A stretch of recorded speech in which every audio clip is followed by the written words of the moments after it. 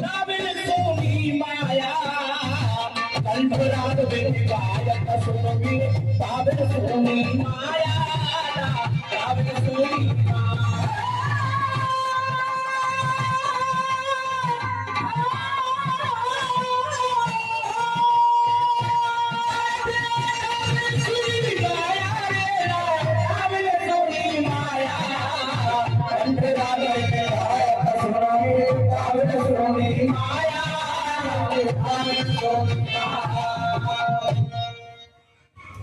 राजा देवश्री कहने लगे कि रानी, हमारे पास इतना धन दौलत इतना राजपाट है, लेकिन इसको भोगने के लिए एक बेटा भी, ये सारी संपत्ति बेकार है।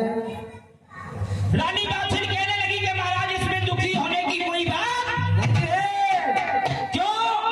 क्योंकि आप तो राजा हैं और राजा महाराजा तो 100 शादी कर लेते हैं। जब मेरे कोई संतान नहीं हुई है तो महाराज आप अपनी दूसरी शादी दूसरी दादी ले आओ महाराज। शादी नहीं रानी। अच्छा रानी।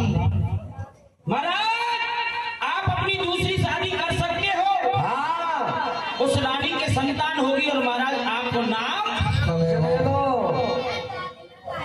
लेकिन राजा देवश्री सिंह कहने लगे कि रानी आप कह रही हैं कि 100 शादी कर सकते हैं। हाँ। बिल्कुल ठीक बात है, लेकिन राजा प्रथम ने 1 से 1 विवाह किए थे। अच्छा।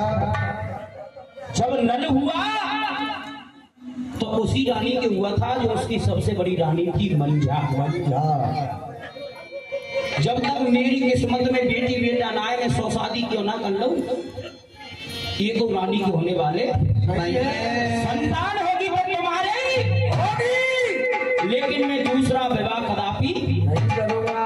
तो रानी बादशाह कह रही है कि महाराज आप अपनी दूसरी शादी नहीं करते तो आप किसी विद्वान पंडित जी को बुलाइए और महाराज आप हमारे कर्मों की कथा बचवाइए कि हमारे भाग्य में कहीं बेटी बेटा है या अब काशी से विद्वान पंडित जी को बुलाया और पंडित जी से कहने लगे कि महाराज आप अपने वेद शास्त्र के अनुसार ये देखिए कि हमारे भाग्य में हमारे कर्मों में कोई बेटी बेटा है या नहीं है।